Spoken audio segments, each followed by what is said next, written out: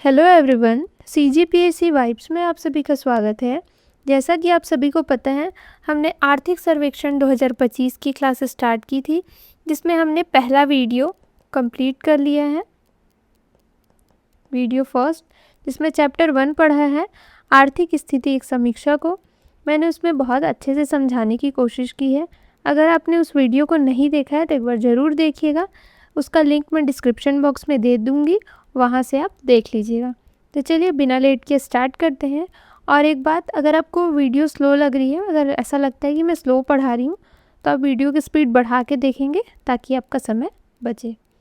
तो आज हम पढ़ेंगे जनगणना। ठीक है, आज पढ़ेंगे हम जनगणना। ये बहुत ही इम्पॉर्टेंट टॉपिक है, चाहे वो CGPSC हो, प्री, मेंस या ADI का एग्ज़ाम हो, या CG व्यापम का कोई भी एग्ज़ाम हो। जैसे अभी आबकारी आरक्षक है, और CGSI का आएगा, और पुलिस का परिचारक, अमीन पटवारी, इन सब में आपको क्वेश्चन देखने को मिल ही जाएगा। तो इसे स्किप मत करिएगा, पूरा देखिएगा। ठीक है, तो पहले हम ये देखते हैं कुल जनसंख्या। ठीक है, हमारी छत्तीसगढ़ की कुल जनसंख्या क्या है? कल भी मैंने बताई थी छत्तीसगढ़ की कुल जनसंख्या। छत्तीसगढ़ की कुल जनसंख्या, इसे दो टाइप से देखते हैं। ठीक है, दो टाइप से देखते हैं। अब ये कैसे? एक 2011 के अनुसार और एक 2025 के अनुसार। ध्यान रखिएगा इसे। तो 2011 के अनुसार कितना है हमारा? 2.55 करोड़, और 2025 के अनुसार है 3.08 करोड़। ध्यान रखिएगा। ठीक है, अगर इसको पूरा लिखें तो यह है 3,08,67,000। ठीक है, अगर इसे पूरा लिखें तो यह है 2,55,000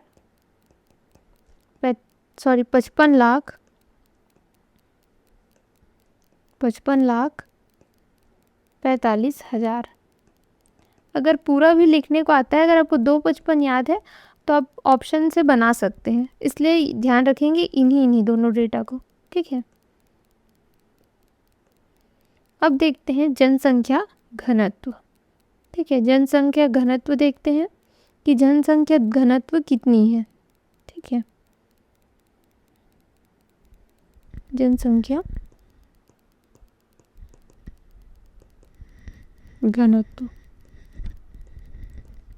जनसंख्या घनत्व किसे कहते हैं, ये आपको पता है क्या? अगर पता है तो आप मेरे को कमेंट करके बताएंगे, नहीं तो मैं बता रही हूँ। एक पर्टिकुलर क्षेत्र में, ठीक है, जैसे ये एक पर्टिकुलर क्षेत्र है, उसके प्रति वर्ग किलोमीटर में रहने वाले लोगों की संख्या को क्या कहते हैं? जनसंख्या घनत्व कहते हैं। प्रति वर्ग किलोमीटर में रहने वाले लोगों की संख्या को जनसंख्या घनत्व कहते हैं। ये जनसंख्या घनत्व का इस्तेमाल कहाँ किया जाता है? अगर ये पूछ देता है, मतलब बेसिक नॉलेज के लिए भी हमको पता रहना चाहिए कि जनसंख्या घनत्व का इस्तेमाल किसी जगह की आबादी का आकलन करने के लिए किया जाता है कि इस पर्टिकुलर एरिया में कितने लोग रह रहे हैं। इसका आकलन किससे करेंगे? तो जनसंख्या घनत्व से करेंगे। ध्यान रखिएगा इसे। ठीक है, अब जनसंख्या घनत्व को भी दो टाइप से देखेंगे, एक 2011 के अनुसार और एक 2025 के अनुसार। वैसे आपको ज़्यादा डेटा मेरे हिसाब से 2011 के अनुसार याद रखना चाहिए, और ये जो डेटा मैं बता रही हूँ वो 33 जिलों के आधार पर है। ठीक है, ऐसा नहीं है कि 2011 में जितनी जिले हैं उस हिसाब से मैं बता रही हूँ, ऐसा नहीं है। ठीक है, 2011 की डेटा है ये, लेकिन 33 जिलों को शामिल करके बनाया गया। तो 2011 और 2025। ठीक है, ऐसे लिख लेते हैं। तो 2011 में कितना है? तो 2011 में है 189, और 2025 में है 228। ध्यान रखिएगा इसे, जनसंख्या घनत्व। ठीक है, अब 2011 में कौन से ज़िले में अधिक था और कौन से ज़िले में कम था, यह भी पूछता है, इसलिए इसे भी बता देती हूँ। जनसंख्या घनत्व 2011 में सबसे ज़्यादा था दुर्ग में, और सबसे कम था बीजापुर में। ठीक ठीक है। वहीं 2025 की बात करें तो रायपुर की जगह दुर्ग की जगह रायपुर में था और बीजापुर सेम ही था। ध्यान रखिएगा इसे। जनसंख्या घनत्व 2011 में 189 था और 2025 में 228 था। जो 189 था 2011 में, उसमें सबसे ज़्यादा था दुर्ग में, सबसे कम था बीजापुर में। वहीं 2025 में जो जनसंख्या घनत्व है वो 228 था, सबसे ज़्यादा था रायपुर में और सबसे कम था बीजापुर में। दोनों में सेम है, ऐसा करके याद रखेंगे, ठीक है। अब देखते हैं हम क्या, लिंगानुपात, ठीक है। यहाँ पे मैं कलर चेंज कर देती हूँ ताकि आपको कन्फ्यूज़न ना हो। अब देखेंगे हम लिंगानुपात। लिंगानुपात, इसमें आपको दो चीज़ याद रखना है। एक लिंगानुपात हम लोग कुल देखते हैं और एक देखते हैं 0 से 6 वर्ष के बच्चों का लिंगानुपात, ठीक है। तो लिंगानुपात कैसे मेज़र करते हैं कि जन्म के समय लिंगानुपात प्रति 1000 पुरुषों पर पैदा होने वाली महिलाओं की संख्या बताते हैं। एक बार पीएससी इस पे क्वेश्चन पूछा था, तो यह किसी जनसंख्या के लिंगानुपात को नापने के लिए एक महत्वपूर्ण संकेतक होता है, ठीक है। रेशियो, सेक्स रेशियो बोलते हैं इसको इंग्लिश में, लिंगानुपात को, कि जन्म के समय लिंगानुपात प्रति 1000 पुरुषों में पैदा होने वाली महिलाओं की संख्या, मतलब 1000 पुरुषों में, जैसे 1000 पुरुष है, ठीक है, उसमें कितनी महिलाएं हैं ये बता रहे हैं। जैसे कि छत्तीसगढ़ का लिंगानुपात कितना है, तो 191 है, ठीक है। तो ये प्रति 1000 है। समझिए कि 1000 जो पुरुष है उसमें महिलाएं कितनी है, तो 991 है, ऐसा बोल रहे हैं, ठीक है। तो लिंगानुपात को भी दो टाइप में डिवाइड कर लेते हैं, एक 2011 के अनुसार और एक 2025 के अनुसार। 2011 के अनुसार लिंगानुपात कितना है, तो 191 है। वहीं 2025 के अनुसार कितना है, तो 994। एक चीज़ डेटा, मतलब हर डेटा में आप एक चीज़ देखेंगे 2011 और 2025 में, कि हर बार जो 2011 का डेटा है उससे कुछ ज़्यादा क्या है 2025 का डेटा है, तो ऐसा आप रिलेट कर पाएंगे। लेकिन 0 से 6 वर्ष के लिंगानुपात की बात हो तो वहाँ 2025 का डेटा कम है और 2011 का डेटा उसमें ज़्यादा है। अब कैसे मैं बताऊंगी आगे, तो आपको समझ आएगा। 2011 के में जो लिंगानुपात है 991, उसमें सबसे ज़्यादा है कोंडागांव में। इसको भी पूछा है कि सबसे ज़्यादा लिंगानुपात कहाँ है, प्रीवियस ईयर क्वेश्चन पेपर देखे तो इसे लिख लेते हैं हम, प्रीवियस ईयर है इसलिए इम्पॉर्टेंट है, स्टार मार्क कर लीजिएगा। सबसे ज़्यादा है कोंडागांव में 1033, वही रायपुर में, ठीक है, रायपुर में कितना है, तो 963 है। देखिए भले ही ये सिटी है, रायपुर हमारा क्या है, कैपिटल है छत्तीसगढ़ का, लेकिन वहाँ सेक्स रेशियो क्या है, कम है, ठीक है। तो ये थोड़ा सा दयनीय स्थिति है, से ऐसा बोलना चाहिए। नेक्स्ट है 2025। 2025 में 994 है, जहाँ सबसे ज़्यादा है कोंडागांव में, ठीक है। इसका डेटा आप याद नहीं रखेंगे, और सबसे कम है जांजगीर।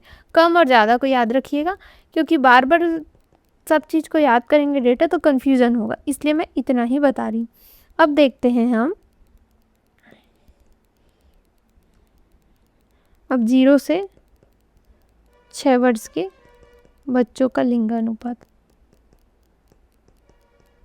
ठीक है। तो इसे भी दो भाग में डिवाइड कर लेते हैं, एक 2011 के अनुसार और एक 2025 के अनुसार। 2011 के अनुसार कितना है, तो 2011 के अनुसार है कितना है, पहले ये लिखते हैं। तो 2011 के अनुसार है 969, ठीक है, और 2025 के अनुसार 963।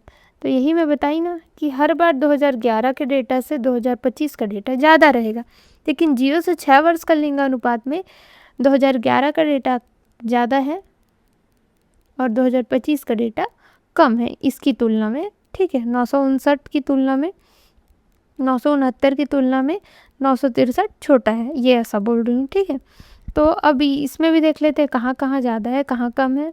तो दंतेवाड़ा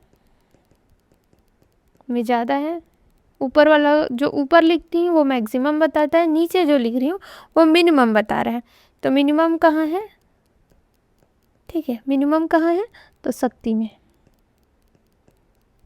ठीक है, वैसे ही 2025 में अगर बात करें तो दंतेवाड़ा है मैक्सिमम में और मिनिमम में है शक्ति, ये दोनों सेम है। ठीक है, बस जो लिंगानुपात है उसमें यहाँ पे चेंज हो रहा है, रायपुर और जांजगीर चांपा वाला एरिया। ठीक है, ध्यान रखिएगा इसे। अब देखते हैं किशोर एवं युवा जनसंख्या प्रतिशत। किशोर एवं युवा जनसंख्या प्रतिशत, ये कौन से डेटा के अनुसार है तो 2025 के अनुसार है, ध्यान रखिएगा इसे। ठीक है, इसमें क्या है, जो 15 से 19 वर्ष आयु के जो युवा और किशोर बोले उन दोनों को शामिल कर दिया गया है। ठीक है, ध्यान रखेंगे, दोनों में एक मतलब ऐसा 15 से 19 के लिए अलग नहीं बनाया गया है। ठीक है, एक जो डेटा पढ़ेंगे किशोर वाला उसमें 10 से 19 पढ़ेंगे और एक जो डेटा पढ़ेंगे वो 15 से 29 पढ़ेंगे, यानी जो 15 और 19 का जो गैप वाला बच्चों का है उसको हम दोनों में कॉमन लेंगे, मतलब दोनों में शामिल रहेगा। ठीक है, ऐसे ध्यान रखिएगा। तो पहले देखते हैं किशोर एवं किशोर जनसंख्या प्रतिशत, और एक देखेंगे युवा जनसंख्या प्रतिशत। ठीक है,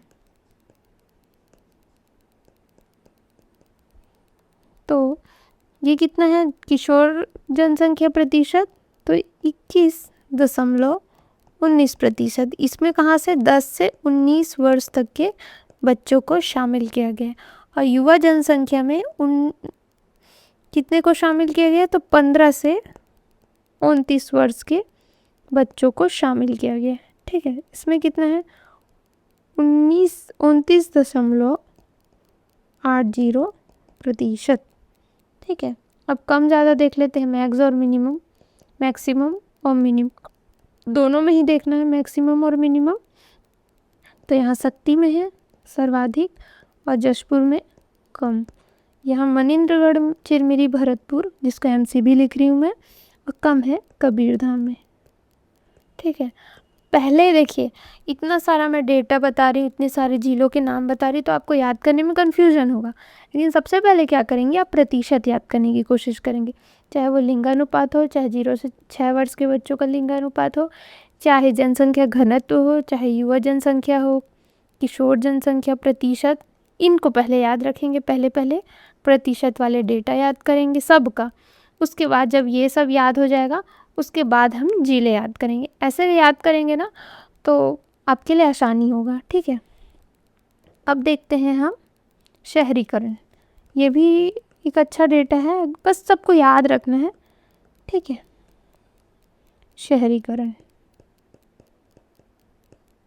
शहरीकरण मतलब नाम से स्पष्ट है, शहरीकरण मतलब शहर जाने वाली बात हो रही है, मतलब ग्रामीण क्षेत्र के लोग हैं वो शहरी क्षेत्र कस्बों या शहरों में प्रवास कर देते हैं, मतलब गांव से शहर चले जाते हैं, नॉर्मल वर्ड में बोलूँ तो गांव से लोग शहर या कस्बे में चले जाते हैं तो उसे ही शहरीकरण बोलते हैं, मतलब गांव के लोग शहर में चले गए।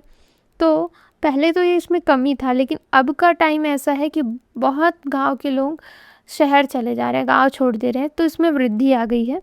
तो इसलिए ये डेटा इम्पॉर्टेंट है, 2025 का डेटा है, ध्यान रखिएगा, ना कि 2011 का। कितना है ये तो छत्तीसगढ़ में 27.76%।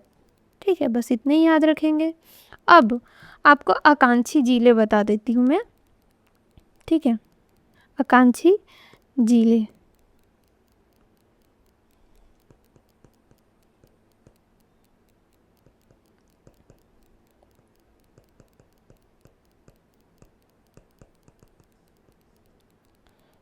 आकांक्षी जिले कितने हैं हमारे?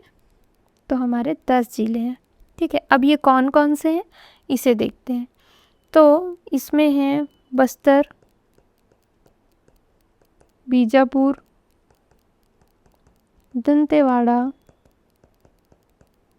सुकमा, ठीक है, दंतेवाड़ा, सुकमा, कोंडागांव, नारायणपुर और कांकेर। ठीक है, ये 7 ये बस्तर संभाग के हैं अगर मैं इसको अलग अलग करूँ तो। और एक है कोरबा, एक है कोरबा हो गया, एक है राजनांदगांव। ध्यान रखिएगा ये राजनांदगांव में महला, मानपुर, अम्बागढ़ चौकी शामिल है। ठीक है, और एक है महासमुंद।